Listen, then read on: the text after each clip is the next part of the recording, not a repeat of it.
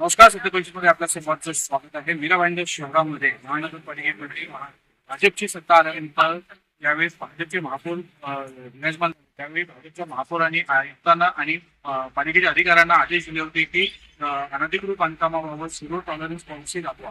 मात्र या zero tolerance policy आणि पालिकेच्या अधिकाऱ्यांनी कुलतस्ता ठेवल्याची माहिती समोर येत आहे. कारण की काही दिवसांपूर्वी प्रभाग 23 मध्ये अनधिकृत बांधकामाचा मुद्दा समोर आला होता आणि आजही तो समोर आलेला दिसत आहे.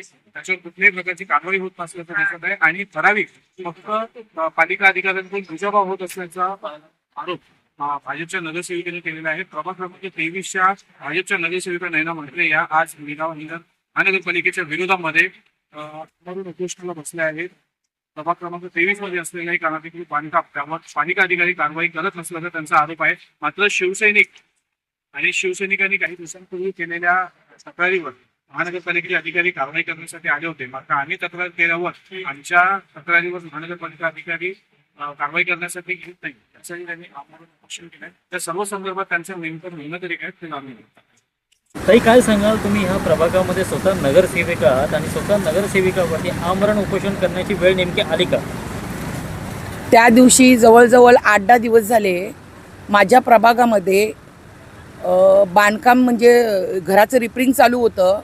एकदम म्हणजे खाली गेलेलं ते घर आणि त्या माणसानी त्या बाईनी घर उंच केलं कारण पावसाचं पाणी घरामध्ये येत होतं म्हणून.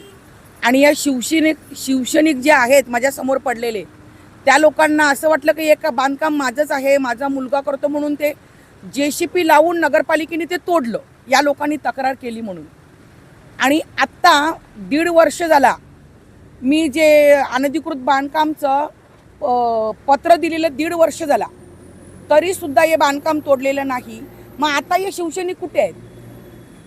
मग हे दिसत नाही का? आज त्या बाईनी जवळजवळ 5-6 रूम वरचे भाड्याने दिले आहेत. एवढं मोठं खाली वापरते मग हे पण अनधिकृतच बांधकाम आहे.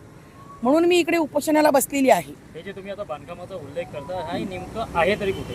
हे आहे आपलं आमिरबाईचं घर आहे त्याच्या समोरच ते घर आलं. तिकडे ते बांधकाम त्या बाईनी केलेलं आहे आणि मी उपोषणाला बसलेली आहे. म्हणजे मी अमरण उपोषण करेल इकडे आणि मी जोपर्यंत ते बांधकाम तुटत नाही तोपर्यंत मी इकडनं उठणार नाही. एक घास सुद्धा मारणार नाही, जेवणार नाही. मी इकडे मेली तरी चालेल पण मी इकडनं उठणार नाही. पहिला ते नगरपालिकेने बांधकाम तोडावं.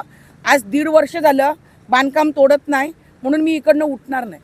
पण महापालिकेमध्ये सत्ता तुमची, महापौर तुमचा, पण हे अधिकारी जर तुमच्या लोकांचं ऐकत नाही मग सर्वसामान्य लोकांचं कसं ऐकणार? माझा पण तोच एक विषय आहे की आम्ही नगरसेवक असताना मी 4 वेळा निवडून आलेली असताना आम्हाला जर नगरपालिकेमध्ये जर अधिकारी महापौर आम्हाला जर व्हॅल्यू देत नसतील मग सामान्य माणसाचं काय? म्हणून मी उपोषणाला बसले. त्या अधिकाऱ्यांची याच्यामध्ये चुकी आहे तुम्हाला असं वाटतं? याच्यामध्ये मेन चुकी म्हणजे पानपट्टे साहेबांची आहे.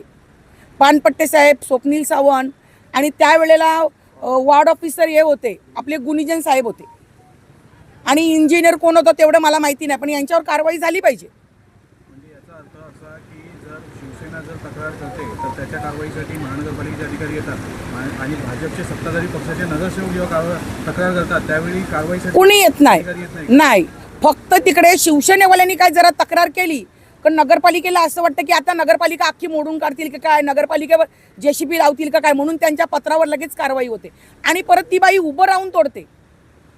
त्यांना व्हॅल्यू आहे ना, आम्हाला व्हॅल्यू नाही का? 1.5 वर्षापासून मी पण पत्रव्यवहार करते म्हणून आज 1.5 वर्षानंतर मला हा निर्णय घ्यायला लागला की मी अमरण उपोषणाला इकडे बसले. जोपर्यंत हे बांधकाम तोडत नाही तोपर्यंत मी इकडनं उठणार नाही. याच्याबाबत तुम्ही महापौरांना पण पत्रव्यवहार केला होता? हो, महापौरांना मी त्या दिवशी सांगितलेलं आहे हा विषय आणि पत्र पण दिले. अधिकाऱ्यांना सगळ्यांना पत्र दिलेत. मी काल मी कमिशनरला पण पत्र दिले या विषयावर आणि मी कमिशनरला स्पष्ट सांगितलं की मी उपोषणाला बसणार आहे म्हणून. कारण पानपट्टे साहेबांनी आतापर्यंत काही नाही केलं आणि नरेंद्र डोंगरे हा बांधकामाचा मेन माणूस हा नुसता सुपाऱ्या वाजवतो. कुठे काय पैसे मिळतील का काय मिळतील का याच्या मागे असतो. जेव्हा आम्ही तक्रार करतो तेव्हा काही नाही. नरेंद्र डोंगरे, वॉर्ड ऑफिसर या लोकांनी पैसे वसुली करायला माणसं ठेवलेत. जेव्हा महापौरांकडे हा विषय तुम्ही घेऊन गेला तर महापौरांनी तुम्हाला काय नेमका विश्वास दिला? महापौरांनी सांगितलं अधिकाऱ्यांना लवकरात लवकर नाही ना ताई सांगते तिकडे कारवाई करा कारण ते अनधिकृत बांधकाम आहे. जर महापौरांनी पण आदेश दिल्याच्या नंतर जर अधिकारी ऐकत नसेल आणि तुमच्यावरती उपोषण करण्याची जर वेळ येत असेल, मग हे अधिकारी तुम्हाला असं वाटतं का माजलेले आहेत? माजलेले आहेत, एकदम माजलेले आहेत. त्यांना असं वाटतं या महापालिकेमध्ये आम्ही परमनंट आहोत, आम्हाला कोण हटवणार नाही इकडनं, असं त्यांना वाटतं. नगरसेवक म्हणजे त्यांना असं वाटतं झाडूवालेच आहेत, कचरेवाले आहेत ते. आणि आम्ही काय आमची प्रायव्हेट कामं सांगायला त्यांना जातच नाही.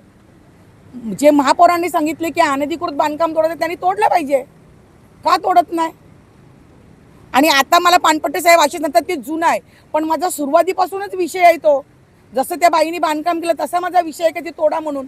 या लोकांनीच जुनं केलं, ते तोडलं नाही 1.5 वर्षापासून, म्हणूनच ते जुनं झालं.